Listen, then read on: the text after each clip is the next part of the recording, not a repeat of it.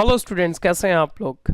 चलिए आज हम करने वाले हैं इंटरनल रिकंस्ट्रक्शन का एक क्वेश्चन, एक एग्जांपल आज हम करने वाले हैं। इससे पहले हमने 2 वीडियो लेक्चर अपने यूट्यूब चैनल अकाउंट्स खजाना पर अपलोड कर दिए हैं। आप जाके प्लेलिस्ट में चेक कर सकते हैं या इस वीडियो के नीचे भी आपको प्लेलिस्ट का लिंक मैं डाल दूंगा, तो वहाँ से जाकर भी आप देख सकते हैं। अगर किसी स्टूडेंट का ये वीडियो लेक्चर फर्स्ट लेक्चर है तो मेरी उससे रिक्वेस्ट है आप पहले वीडियो लेक्चर 1 और 2 देखिए, उसके बाद ही ये लेक्चर आपको समझ में आने वाला है। मैंने आपको बताया था कि ये जो चैप्टर है वो बड़ा आसान सा चैप्टर है, बड़ा इजी चैप्टर है और उसकी वेटेज 10 से 15 नंबर की एग्जाम में रहेगी। तो एग्जाम का ये क्वेश्चन मैंने यहाँ पे लिया है, कौन सी बुक से लिया है, JR मोंगा बुक से लिया है, जिसका पेज नंबर 14.7 है और एडिशन है 28th एडिशन। अगर आप बुक की बात करते हो तो मैं आपको बुक भी दिखा देता हूँ। ये बुक है, इसका जो लिंक है मैं नीचे डिस्क्रिप्शन में डाल दूंगा, तो वहाँ से आप इसको जाके चेक कर सकते हैं। चलिए, और अगर आप बुक परचेज नहीं भी करना चाहते हैं तो कोई इशू नहीं है, आप यहाँ से क्वेश्चन देखिए और आप कॉन्सेप्ट अपने स्ट्रॉन्ग करिए। तो चलिए स्टार्ट करते हैं। The following is the balance sheet of Down Hill Limited as 31 March 2022। क्योंकि कॉरपोरेट अकाउंटिंग है तो बैलेंस शीट आपको वर्टिकल ही देखने को मिलेगी। तो यहाँ पर आप देख सकते हैं बैलेंस शीट आपको गिवन है। Equity and liabilities, share holder fund में क्या दिया है, share capital 20,000 equity shares of ₹100 each. Reserve and surplus में profit prior to incorporation, company के बनने से पहले के कुछ प्रॉफिट होते हैं जिनको हम बोलते हैं प्रॉफिट प्रायर टू इनकॉर्पोरेशन। ठीक है, फिर उसके बाद सरप्लस जिसकी हम बात कर रहे थे, पहले जो हमारा फॉर्मेट रहता था ये हॉरिजॉन्टल फॉर्मेट रहता था, तो यहां पे हम देखते थे P&L का डेबिट बैलेंस इधर। लेकिन ये जो हम अब देख रहे हैं वर्टिकल फॉर्मेट देख रहे हैं, तो ये वाला जो नेगेटिव बैलेंस है अब नए फॉर्मेट में रिजर्व एंड सरप्लस में नेगेटिव करके दिखाया जाता है। ये बात बड़े सारे स्टूडेंट को पता है, लेकिन फिर भी मैंने बता दी, अगर किसी स्टूडेंट को नहीं पता है तो कोई बात नहीं। चलिए उसके बाद हम बात करते हैं नॉन करंट लायबिलिटीज, जिसमें लॉन्ग टर्म बोरोइंग है 12% डिवेंचर है 5 लाख रुपीज़ के और बैंक लोन है 55,000 का। फिर करंट लायबिलिटीज यहाँ पे है, क्रेडिटर है हमारे 3 लाख रुपीज़ के, और फिर अदर करंट लायबिलिटीज है आउटस्टैंडिंग डिवेंचर इंटरेस्ट। देखो जब मैंने लेक्चर 1 में आपको समझाया था, इन्होंने डिवेंचर के ऊपर इंटरेस्ट भी नहीं पे किया है, तो हालत तो इनकी खराब है, यहाँ से पता लग रहा है। फिर उसके बाद यहाँ पे नॉन करंट एसेट्स आ जाते हैं, प्रॉपर्टी प्लांट इक्विपमेंट, जिसमें land and building, plant and machinery, furniture हमारे पास है। मैं थोड़ा सा ये इस तरह से लगा देता हूँ एरो ताकि कोई गड़बड़ ना हो। फिर उसके बाद ये हमारी गुडविल है 50,000 की। आगे दिया है इन्वेंट्री है, ट्रेड डेट रिसीवेबल है, debtor, cash and cash equivalent में बैंक है हमारा 10,000 का, और प्रीलिमिनरी एक्सपेंसेस हैं, प्रीलिमिनरी एक्सपेंसेस जो कि अगेन फिक्टिशियस एसेट हैं जिनको हमें राइट ऑफ करना है। The following scheme of reconstruction is executed, मतलब क्या, सब कुछ हो चुका है, नेगोशिएशन भी हो चुका है, सब कुछ हो चुका है, सिर्फ बुक में उसकी जर्नल एंट्री पास करना बाकी है। सर क्या ये स्कीम कोर्ट से अप्रूव होती है? जी हाँ, क्योंकि देखो आप किसी को फोर्स कर रहे हो कि भाई आप कुछ पैसा छोड़ दो, तो कोर्ट उससे पूछती है कि भाई हाँ क्या आप एग्री करते हो, क्या आप अपना अमाउंट रिड्यूस करने के लिए एग्री करते हो। तो कोर्ट से ये स्कीम हमें अप्रूव करानी होती है। हमें जब क्वेश्चन दिया जाता है तो सब कुछ हो चुका होता है, हमें सिर्फ जर्नल एंट्रीज करना बाकी होता है। तो स्कीम जो एग्जीक्यूट हो गई है उसमें क्या क्या हुआ है वो हमें यहाँ पे बताया गया है। सबसे फर्स्ट पॉइंट में उन्होंने कहा है equity shares are reduce to ₹5 per share. ये कहता है equity shares are reduce to ₹5 share. मतलब क्या हुआ कि जो इक्विटी शेयर, अभी इक्विटी शेयर हम एक बार देख लेते हैं कितने रुपए का है। हमारे पास 20,000 इक्विटी शेयर थे, देखो ध्यान से, हमारे पास 20,000 इक्विटी शेयर्स थे और 100 रुपीज वाले थे।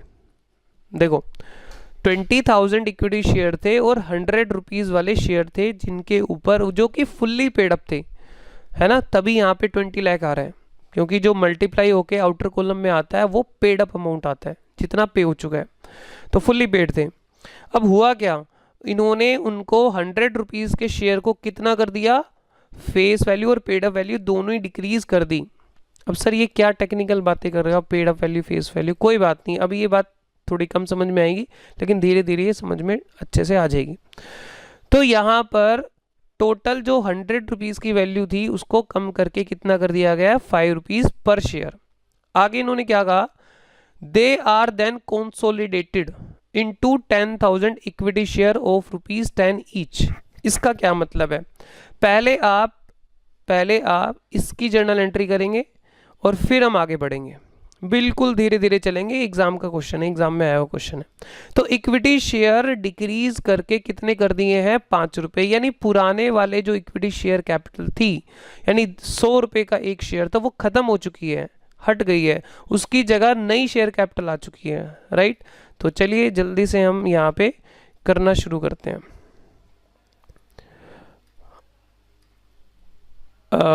इलिस्ट्रेशन नंबर है 1, एंट्री नंबर 1। मैं अब कोई फॉर्मेट नहीं बना रहा, आप हमेशा फॉर्मेट बना के ही काम करेंगे जर्नल एंट्री का। तो एंट्री क्या बन जाएगी हमारी, इक्विटी शेयर कैपिटल, शॉर्ट में लिख देता हूँ, इक्विटी शेयर कैपिटल, जो कि कितने रुपए वाली थी, 20,000 शेयर थे, कितने रुपए वाले थे, 100 rupees each.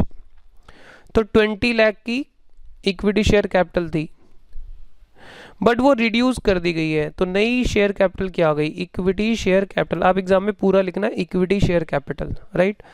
20,000 number of share same है, लेकिन वो 100 की बजाय क्या कर दिया है, 5 रुपये पर शेयर। तो नई कैपिटल हो गई, कितनी हो गई ये, 10 लाख, नहीं 10 नहीं यार, 1 लाख हो गई, बहुत कम कर दी इन्होंने। तो कैलकुलेशन तो खैर कैलकुलेटर आने के बाद बिल्कुल ख़राब ही हो चुकी है, तो आप थोड़ा सा चेक करते रहना। 2, बाकी क्या हुआ, बाकी रिकंस्ट्रक्शन में जाएगा। आगे आगे मैं थोड़ा रिको लिख दिया करूँगा, क्योंकि रिकंस्ट्रक्शन काफ़ी लंबा बन जाता है लिखना। 19 लाख, ठीक है। तो ये एंट्री इसकी बन गई, इक्विटी शेयर कैपिटल जो पुरानी थी वो खत्म हो गई, नई 5 रुपये वाली इक्विटी शेयर कैपिटल आ गई, और रिकंस्ट्रक्शन में आ गया 19 लाख रुपीस, ठीक है। चलिए उसके बाद नरेशन, मैं इसका यहाँ पे ये भी आपको दिखा दूंगा एक बार, आप इसका स्क्रीनशॉट ले लेना, नरेशन वगैरह आप वहाँ से लिख लेना, हम थोड़ा सा टाइम बचाएंगे। आगे कह रहा है they are then consolidated into 10,000 equity shares of ₹100 each. जैसे हम करवाते हैं ना नोट, हम क्या करा लेते हैं, छुट्टे करा लेते हैं, खुले करा लेते हैं, या हम बंदे करा लेते हैं।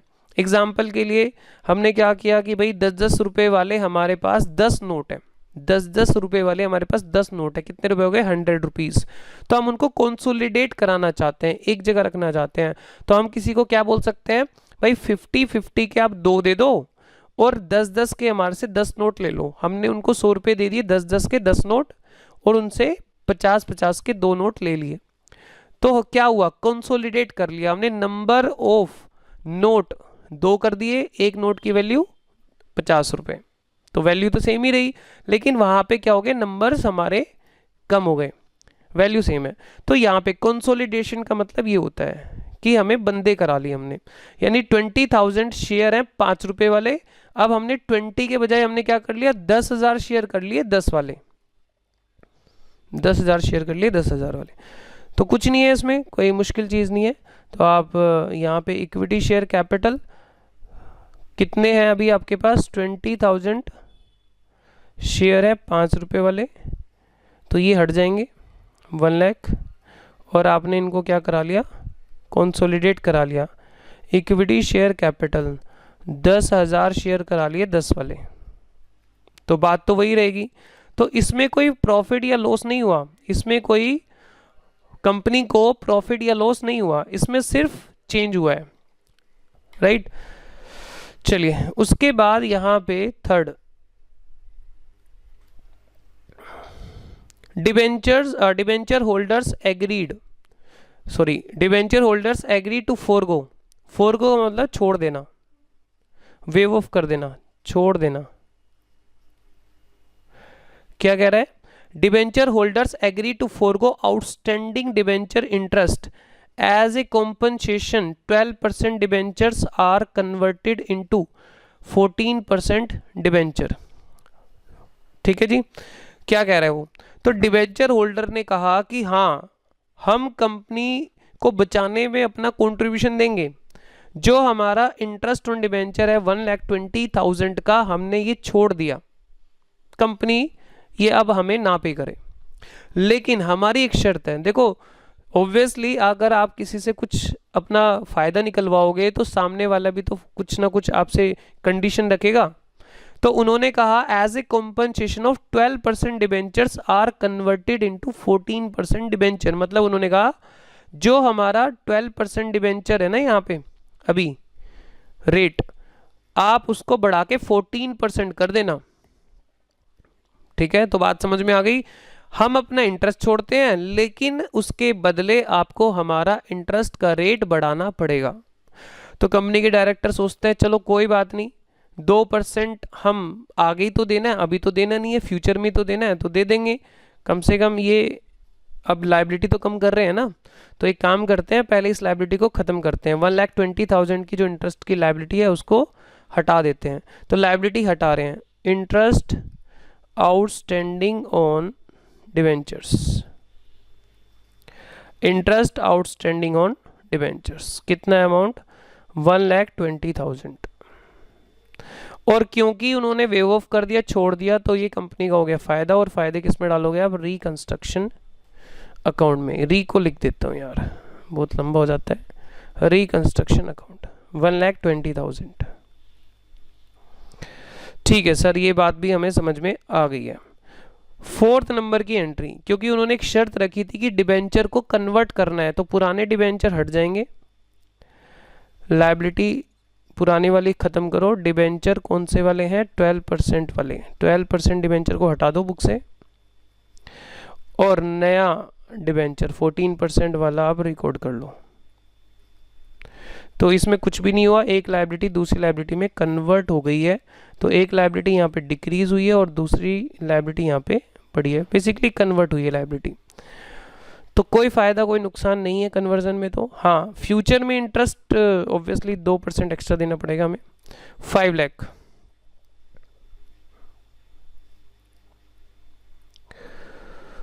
ठीक है सर, ये बात भी हमें समझ में आ गई है। नेक्स्ट बताओ। चलिए जी, नेक्स्ट में देखते हैं। अब आगे हम बढ़ते हैं। आगे कह रहा है, हमारे 2 पॉइंट कवर हो गए हैं। Trade creditor are given the option to either accept 50% of their claim in cash in full settlement or to convert their claim into equity share of ₹10 each। क्या कह रहा है? पहले बात को समझो कि क्या रहा है। यहाँ पे कहा गया है, क्रेडिटर को एक ऑप्शन दिया गया है कि भाई या तो आप अपना 50% अभी ले लो, ठीक है, या तो 50% अभी हम आपको दे देंगे फुल सेटलमेंट में। मतलब अगर किसी के 1 लाख रुपए देने हैं तो हम उसको 50,000 रुपये दे देंगे अभी के अभी, क्योंकि कंपनी की हालत ख़राब है, तो अगर कंपनी डूब गई तो ये भी नहीं मिलेंगे। ठीक है, या तो अभी के अभी आप अपने 50% ले लो फुल सेटिस्फेक्शन में, या फिर कन्वर्ट करा लो, अपने क्लेम को कन्वर्ट करा लो इक्विटी शेयर में, जो कि एक शेयर 10 रुपये का है। बात समझ में आ गई? तो यहाँ पे ये बात लिखी है। अगर नहीं आई है तो वीडियो को रिवर्स करके भी दोबारा आप इसको सुन लेना। तो यहाँ पे क्या कहा गया है? Creditor for 2 lakh, creditor for ₹2 lakh opt for share in satisfaction of their claim. मतलब क्या? 2 लाख के क्रेडिटर ने शेयर लेने के लिए एग्री किया। ठीक है, 2 लाख के क्रेडिटर ने शेयर लेने के लिए एग्री किया। तो टोटल क्रेडिटर कितने थे? टोटल क्रेडिटर थे 3 लाख। उसमें 2 लाख के क्रेडिटर ने शेयर लेने के लिए एग्री कर लिया, तो बचे कितने? 1 लाख के क्रेडिटर। तो 1 लाख के क्रेडिटर को क्या दिया गया होगा? फिर 50% कैश दिया गया होगा, राइट। तो चलिए अब मैं आपको करके दिखाता हूं यहाँ पे। तो क्रेडिटर तो पूरे ही खत्म कर दो आप, क्रेडिटर तो पूरे के पूरे डेबिट कर दो 3 लाख के। अब यहाँ पे जो क्रेडिटर है इन्होंने क्या लिया जी, कैश लिया है। अब मैं देख लेता हूँ इन्होंने कैश या बैंक से एंट्री कर रखी है, किस तरह से एंट्री कर रखी है, बैंक से, क्योंकि हमारे पास बैंक का बैलेंस है तो बैंक से एंट्री कर लो आप, कैश बैलेंस शीट में नहीं है, ठीक है। तो क्रेडिटर यहाँ पे कितने के हैं, 1 लाख के। 1 लाख को हमने कितना दिया, 50%, 50,000। आप चाहे तो उसकी 2 एंट्री बना भी सकते हो। फिर उसके बाद और बाकियों ने क्या करा, बाकी ने इक्विटी शेयर लिए। अच्छा, इसका भी हिसाब कर देते हैं, रिकंस्ट्रक्शन अकाउंट 50, ये हमने 1 लाख के क्रेडिटर का हिसाब कर दिया है। चाहो तो आप 2 एंट्री बना लो अगर आपको ये मुश्किल लग रही है। चलो यार मैं 2 एंट्री बना के करा देता हूँ, कभी ये आपको मुश्किल लगे। पहले हम क्या कर लेते हैं, जो 1 लाख के क्रेडिटर हैं वो ख़त्म हो गए और उनको हमने 50% दिया और बाकी कंपनी का फ़ायदा हो गया। दूसरी एंट्री आप कर लो, क्रेडिटर जो 2 लाख रुपए के हैं, टोटल क्रेडिटर 3 लाख के थे तो बचे हुए क्रेडिटर कितने हैं, 2 लाख रुपीज़ के। उन्होंने ऑप्शन लिया है कि वो इक्विटी शेयर लेंगे, इक्विटी शेयर कैपिटल, ठीक है, इक्विटी शेयर्स लेंगे और 10 रुपये का एक शेयर है। तो कितने शेयर बन जाएंगे, 20,000 शेयर बन जाएंगे इंटू 10 रुपीज़।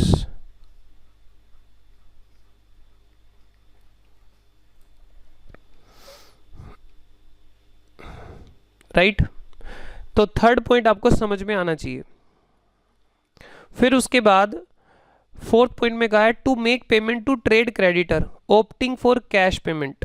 अब ये कह रहे हैं क्योंकि हम क्रेडिटर को क्या दे रहे हैं, जिन्होंने ऑप्शन कैश के लिए अवेल किया है, क्योंकि 1 लाख के क्रेडिटर ने कैश के लिए ऑप्शन अवेल किया था कि हम पैसे चाहिए हमें, तो उसके लिए हमारे पास भी तो पैसा होना चाहिए ना। तो वो यही कह रहे हैं to make payment to trade creditor opting for cash to repay bank loan and to augment मतलब अरेंजमेंट वर्किंग कैपिटल, ऑगमेंट मतलब arrangement working capital, the company issues 50,000 equity share of ₹10 each at par, the entire amount being payable along with application, the issue was fully subscribed. Fourth point में ये कहा गया है क्योंकि हमें creditor को कुछ पैसे देने हैं, 1 लाख के क्रेडिटर ने ऑप्शन अवेल किया था तो 50,000 तो उनको देने हैं और बैंक लोन को रीपे करना है और वर्किंग कैपिटल का अरेंजमेंट करना है, इसीलिए हमें पैसे चाहिए। तो हमने क्या करा, हमने नए शेयर इशू कर दिए जो कि 50,000 शेयर हैं और फुल्ली सब्सक्राइब हैं। चलिए तो इसकी एंट्री कर लेते हैं, ये वही है हमारा जो हमने शेयर कैपिटल में समझा था, लमसम में ही सारा पैसा मंगा लिया गया है।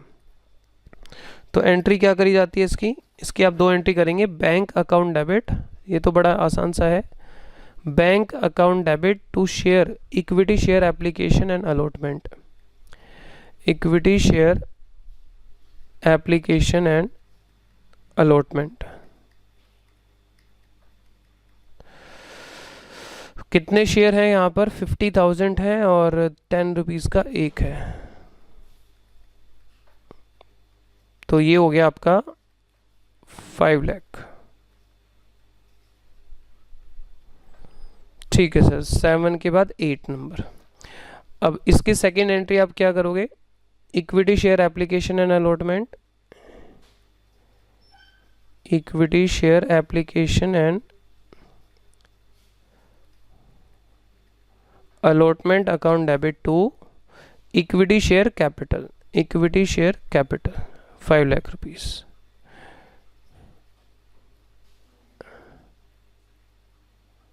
चलिए उसके बाद 9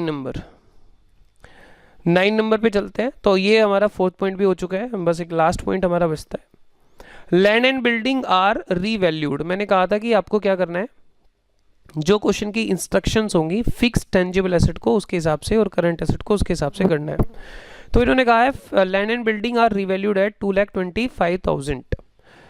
अब देखते हैं लैंड एंड बिल्डिंग थी कितनी हमारे पास, 1,50,000 की लैंड एंड बिल्डिंग थी और ये हो गई 2,25,000, 75,000 से बढ़ गई है। लैंड एंड बिल्डिंग बढ़ रही है, आगे भी देख लेते हैं और कौन सा एसेट बढ़ रहा है।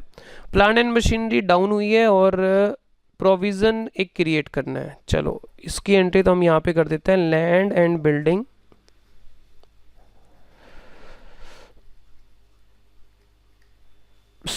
$75,000 से लैंड एंड बिल्डिंग हमारी बढ़ रही है टू रिकंस्ट्रक्शन अकाउंट। फ़ायदा हो गया कंपनी को, 75,000 अकाउंट। नेक्स्ट एंट्री आ रही है हमारी, एंट्री नंबर 10। अब 10 में क्या आ रहा है, plant and machinery is down to 185। Plant and machinery है कितने की, 3 लाख की है और हमें 185 उसको करना है। 3 लाख की है और 185 वो हो गई है, तो 1,15,000 से मशीन डाउन हो गई है। तो एक काम करते हैं, लिखते हैं reconstruction account debit to machinery. चलो पूरा लिख दो, प्लांट एंड मशीनरी।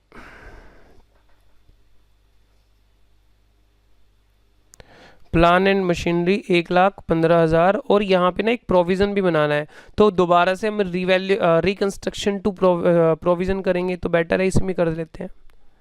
आप चाहें तो अलग भी कर सकते हैं लेकिन इसी में कर लो, provision for doubtful debt.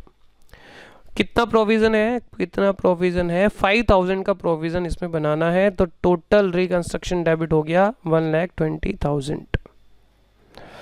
Clear है। तो हमने सारी बातें जो क्वेश्चन में दी गई थी वो एज इट इज़ कर दी हैं।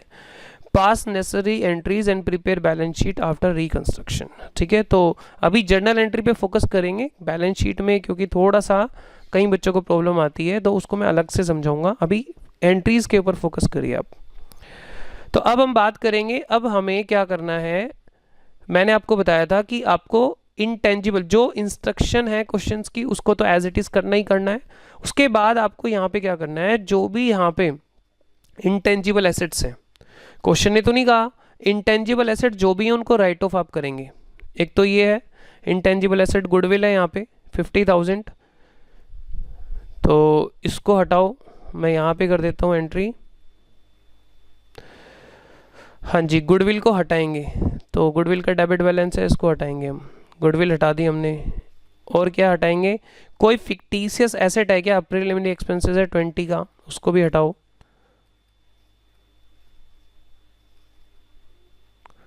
प्रीलिमिनरी एक्सपेंसेस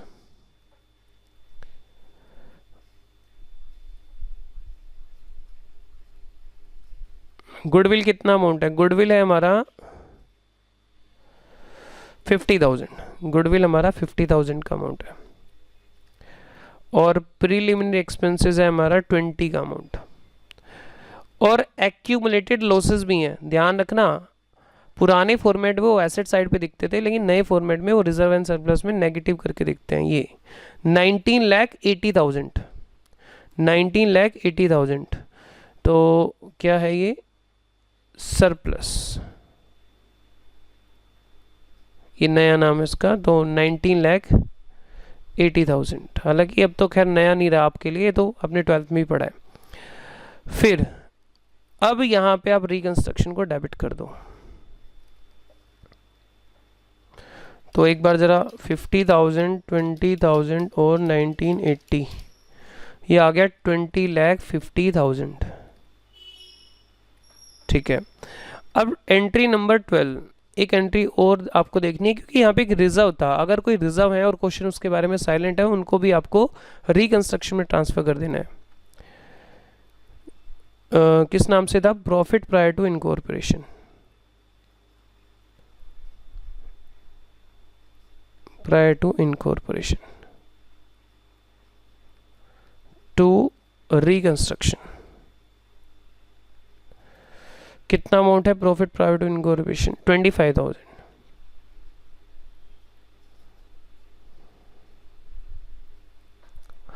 ठीक है, देखो अब ये हमारी सारी जर्नल एंट्री हो गई है।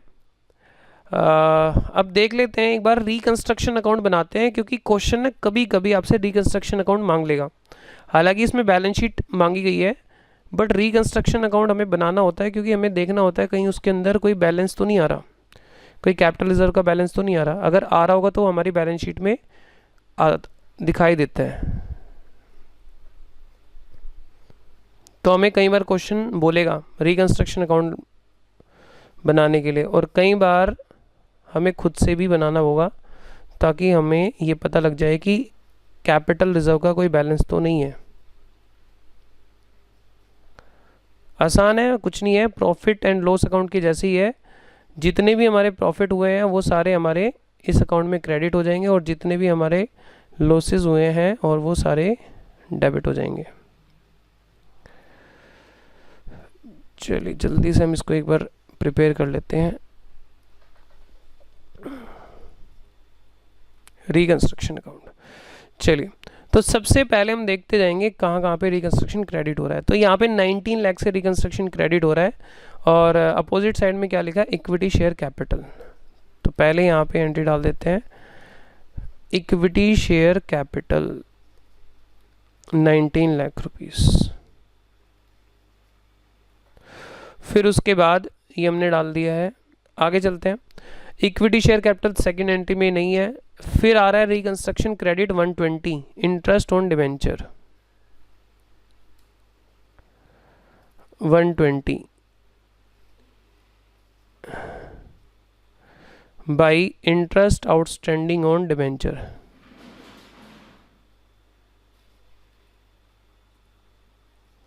फिर उसके बाद कुछ नहीं करना, बस लेजर पोस्टिंग करनी है। तो थर्ड एंट्री हमारी हो चुकी है, हमारा ये हो गया है, ये हो गया है और ये हमारा यहाँ पे नहीं है। रिकंस्ट्रक्शन फिफ्थ एंट्री में है, 50,000 क्रेडिटर आएगा यहाँ पे बाई क्रेडिटर 50,000।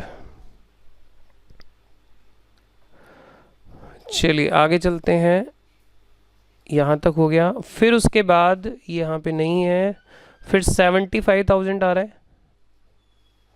ये किसका है, land and building, by land and building 75,000। फिर आगे देखते हैं कहाँ है रिकंस्ट्रक्शन, डेबिट में, ये रहा डेबिट में। तो यहाँ पे है प्लांट एंड मशीनरी और 2 provision for doubtful debt, 5,000 provision है और उसके बाद यहाँ पे है 1,15,000। ठीक है जी, आगे बढ़ते हैं और हमारे पास यहाँ पे हैं 3 आइटम, गुडविल, प्रिलिमिनरी एक्सपेंसेस और सरप्लस। ऐसा करते हैं, यहीं से कॉपी कर देते हैं, कॉपी पेस्ट।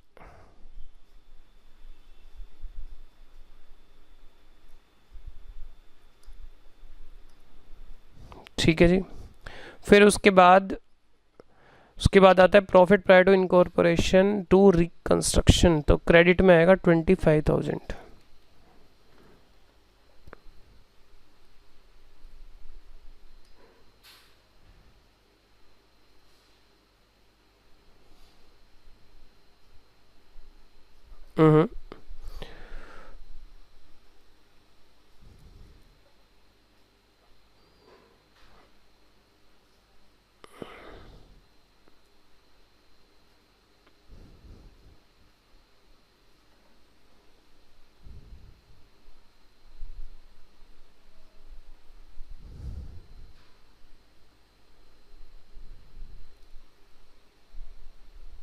हाँ जी, यहाँ पे आएगा प्रॉफिट प्रायर टू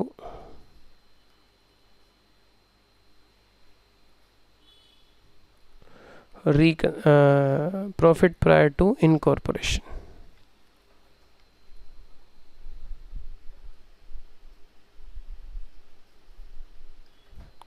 25,000।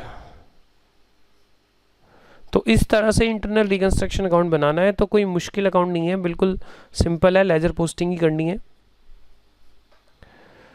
अब देखते हैं ज़रा ये मैच हो गया क्या, कोई बैलेंस आ रहा है इसमें। 19 लाख 120 50 75 25, इधर साइड का आ रहा है 21,70,000 और 1,15,000 5,000 50,000 20,000 19,80,000। तो 21,70,000, इसमें कोई डिफरेंस नहीं आ रहा है।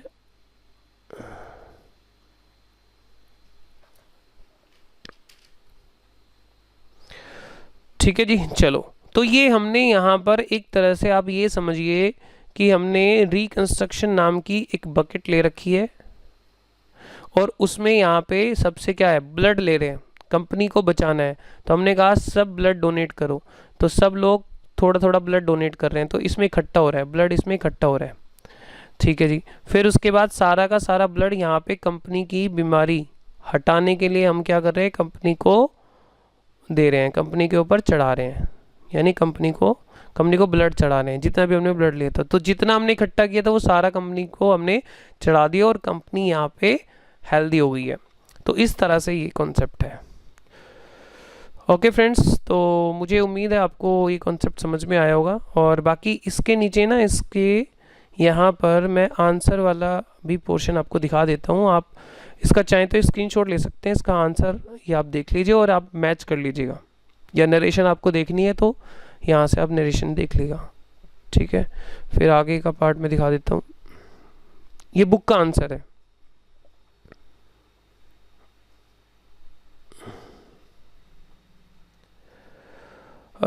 इन्होंने एक बैंक लोन रीपे करा है। ओहो, ये हमारा छूट गया भाई। हाँ, इन्होंने एक बात लिखी थी यहाँ पे, सॉरी ये वाला पार्ट रह गया हमारा। एक बात इन्होंने लिखी थी, आंसर देख के समझ में आ गया।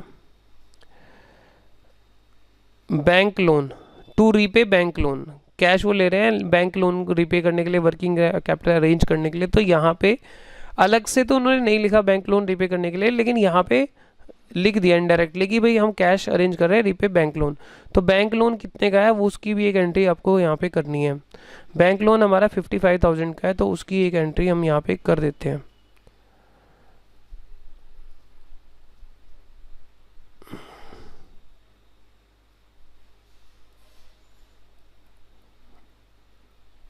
इसलिए अपना आंसर ना एक बार मैच कर लेना।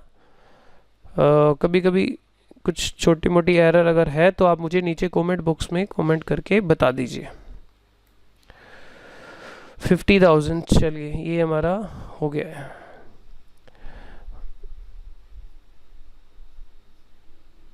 ठीक है, तो रिकंस्ट्रक्शन का भी हमारा सेम ही आ रहा है।